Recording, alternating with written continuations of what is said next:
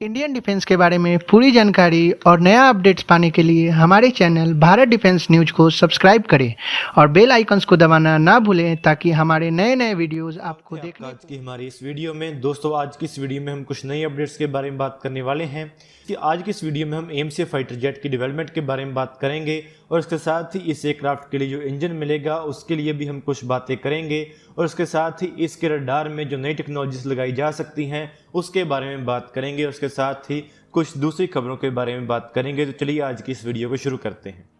दोस्तों ऐसी खबर आई है कि हमारे देश ने एमसीए फाइटर जेट की डेवलपमेंट को और ज़्यादा तेज कर दिया है। Indian air force Hindustan aeronautics limited के साथ मिलकर और एरोनॉटिकल डेवलपमेंट एजेंसी के साथ मिलकर हमारे देश के indigenous advance multi role combat aircraft के ऊपर काम कर रही हैं। इस 5th generation twin engine single seat aircraft का जो मॉड्यूलर डिज़ाइन है उसके बारे में ऐसी खबर आई है कि ये फाइनलाइज कर लिया गया है।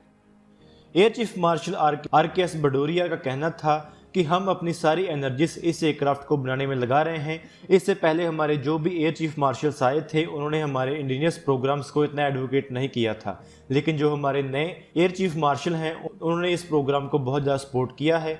उनका कहना है कि हम पहले 6 स्क्वाड्रन्स एमसीए फाइटर जेट की खरीदेंगे और इस फाइटर जेट की पहली फ्लाइट 2024-25 तक प्लान की गई है। इसके बाद इसके टेस्ट किए जाएंगे और उसके बाद 2029 तक इस फाइटर जेट को फुल प्रोडक्शन में ले जाया जाएगा। इसके बाद इसका मार्क 2 वर्जन बनाया जाएगा जो कि 2036 तक सामने आएगा। इसके साथ ही अभी ऐसी रिपोर्ट्स आई हैं कि इस एयरक्राफ्ट के लिए 3 कंपनीज काम करेंगी, जिसमें एक DRDO होगा और एक HAL होगा और इसके साथ एक प्राइवेट कंपनी भी होगी।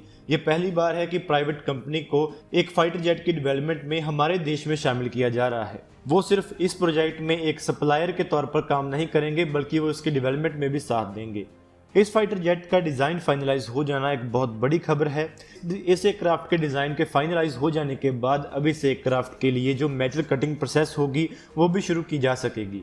इसके बाद ही हम इस एयरक्राफ्ट की पूरी डेवलपमेंट शुरू कर पाएंगे, इसलिए इस एयरक्राफ्ट के डिज़ाइन का फाइनलाइज हो जाना बहुत बड़ी उपलब्धि है। इसके साथ ही इसके इंजन के बारे में भी कुछ नई डेवलपमेंट सामने आई है। इसके बारे में रोल्स रॉयस का कहना है कि जो इंजन इस एयरक्राफ्ट के लिए हम प्रपोज कर रहे हैं, जो कि इंडिया के बीच और यूके के बीच एक जॉइंट डेवलपमेंट होगी, उसमें हम आपको एक इंजन एक्सपोर्ट नहीं कर रहे हैं बल्कि हम आपको टेक्नोलॉजी एक्सपोर्ट कर रहे हैं। उनका कहना है कि हमारा फोकस ये है कि हम इस प्रोग्राम में आपको इंजन ही ना बेचें बल्कि हम आपको इसके लिए जो इंटेलेक्चुअल प्रॉपर्टी राइट्स हैं वो आपको बेचें।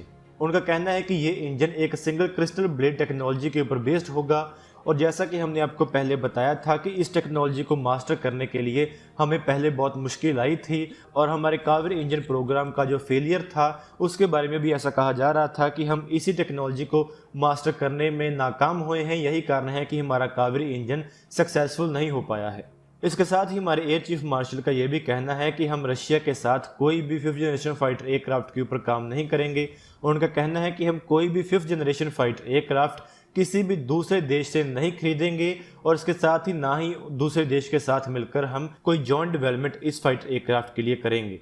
रोल्स रॉयस के साथ जो हमारा इनिशियल प्रोजेक्ट होगा, जहाँ इनिशियल कॉन्ट्रैक्ट होगा, वो 140 इंजन के लिए होगा जो कि 9 ईयर के पीरियड के लिए होगा और जब तक ये इंजन डेवलप होता है तब तक हमारे एमसीए मार्क 1 एयरक्राफ्ट में हम एक जनरल इलेक्ट्रिक का F414 एनहेंस्ड इंजन इस्तेमाल करेंगे जो कि 90 kN से ज़्यादा थ्रस्ट जनरेट करेगा। इस इंजन के बारे में कहा जाता है कि ये 116 kN का थ्रस्ट जनरेट करेगा। यही इंजन साउथ कोरिया के KF-X फाइटर एयरक्राफ्ट में भी इस्तेमाल किया जाएगा। इसके साथ ही ऑफिशियल्स का कहना है कि क्योंकि हमारा एमसीए फाइटर एयरक्राफ्ट एक स्टेल्थ एयरक्राफ्ट होगा तो इसमें इसके वेपन जो हैं वो इसके अंदर कैरी किए जाएंगे, यानी कि इसके इंटरनल वेपन बे में कैरी किए जाएंगे और यही कारण है कि हमारी अस्त्रा मिसाइल की लेंथ को भी कम करना होगा। हमारी Astra beyond vision range air to air missile की जो लेंथ है वो 3.6 मीटर है और ये लेंथ लंबी है और इतनी बड़ी लेंथ वाली मिसाइल को हम एमसीए के इंटरनल वेपन बे में फिट नहीं कर पाएंगे। यही कारण है कि इस मिसाइल की लेंथ को भी कम करना होगा और इसके साथ ही एमसीए फाइटर जेट के अनमैन्ड वर्जन के बारे में जो बातें हो रही थी, जो कि इसके मार्क 2 वर्जन में लगाने की बातें थीं, इसके बारे में एक सीनियर इंडियन एयरफोर्स इंजीनियर का कहना है कि ऐसा सिस्टम बनाने के लिए उस सिस्टम में प्रॉपर कंट्रोल और गाइडेंस की जरूरत होगी। हमें pilot in the loop system को पूरी तरह रिप्लेस करना होगा, जिसके कारण इस सिस्टम को बनाने में बहुत बड़े चैलेंजेस होंगे। इसके साथ ही उनका कहना है कि इस सिस्टम को टेस्ट करने के लिए भी बहुत बड़े चैलेंजेस होंगे कि इसको टेस्ट कहाँ किया जाएगा। ऐसा काम करना बहुत आसान नहीं है और अभी तक जो हमारे पास टेक्नोलॉजी अवेलेबल है उसके मुताबिक ऐसा करना एक विशफुल थिंकिंग ही है, यानी कि हम बहुत बड़ा सोच रहे हैं और अभी जो हमारे पास टेक्नोलॉजी अवेलेबल है उसके मुताबिक हम इस एयरक्राफ्ट का अनमैन्ड वेरिएंट बहुत आसानी से नहीं बना पाएंगे। लेकिन ये तो अभी की बातें हैं, जब तक हमारा मार्क 2 वेरिएंट प्लान किया गया है तब तक हमारी टेक्नोलॉजी मैच्योर हो जाएगी और तब तक ऐसा हो सकता है कि हम हमारे एयरक्राफ्ट का अनमैन्ड वेरिएंट भी डेवलप कर पाएँ। इसके साथ ही इस एयरक्राफ्ट के लिए जो इसका AES रडार होगा उसमें भी एक नई टेक्नोलॉजी का इस्तेमाल किया जा सकता है जिससे कि गैलियम नाइट्राइड कहा जाता है। साब कंपनी जो कि स्वीडिश कंपनी है जो कि ग्रिपन एयरक्राफ्ट भी बनाती है, उन्होंने अपना gallium nitride based radar develop कर लिया है और उन्होंने इस रडार को टेस्ट भी किया है। हमारा जो उत्तम AES रडार है वो गैलियम आर्सेनाइड बेस्ड रडार है और अभी कुछ ऐसी रिपोर्ट्स आई हैं कि फ्यूचर में हमारे रडार में गैलियम नाइट्राइड का इस्तेमाल किया जाएगा। तो ऐसा हो सकता है कि हमारे AMC एयरक्राफ्ट में भी गैलियम नाइट्राइड वाला AES रडार इस्तेमाल किया जाए। अभी तक जो हमारा उत्तम AES रडार अवेलेबल है उसका साइज़ इतना बड़ा नहीं है कि वो AMC जैसे एक बड़े फाइटर एयरक्राफ्ट में लगाया जा सके, इसलिए हमारे उत्तम AES रडार का साइज़ भी बड़ा करना होगा और उसमें अगर गैलियम नाइट्राइड टेक्नोलॉजी का इस्तेमाल करना है तो उसमें कुछ चेंजेस भी करने पड़ेंगे। तो चलिए अभी बात कर लेते हैं कि गैलियम नाइट्राइड टेक्नोलॉजी कौन सी है। आसान शब्दों में अगर हम बात करें तो गैलियम नाइट्राइड एक binary direct band gap semiconductor material है।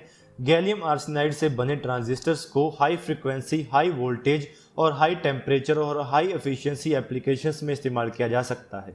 जैसे कि हमारे active electronically scanned array AES radar system होते हैं तो उनमें इस सिस्टम को बहुत अच्छी तरह इस्तेमाल किया जा सकता है। अभी जो रडार सिस्टम में नेक्स्ट जनरेशन टेक्नोलॉजी का इस्तेमाल किया जा रहा है वो इसी गैलियम नाइट्राइड टेक्नोलॉजी के ऊपर बेस्ड है और इसीलिए ऐसा प्लान है कि हमारे उत्तम AES रडार में भी इसी टेक्नोलॉजी का इस्तेमाल किया जाएगा। अभी जो हमारे AES रडार हैं उनमें TR मॉड्यूल्स का इस्तेमाल किया जाता है। ये सभी TR मॉड्यूल्स के बारे में ऐसा कहा जाता है कि ये बहुत छोटे होने चाहिए और उनकी हाई आउटपुट पावर होनी चाहिए और उनका लो नॉइस फिगर होना चाहिए और वो हाई फ्रिक्वेंसी के ऊपर ऑपरेट करने के काबिल होने चाहिए। और इन्हीं TR मॉड्यूल्स की परफॉर्मेंस को मैक्सिमाइज करना बहुत बड़ा चैलेंज होता है और इसी काम को करने में gallium nitride based semiconductor technology काम आती है।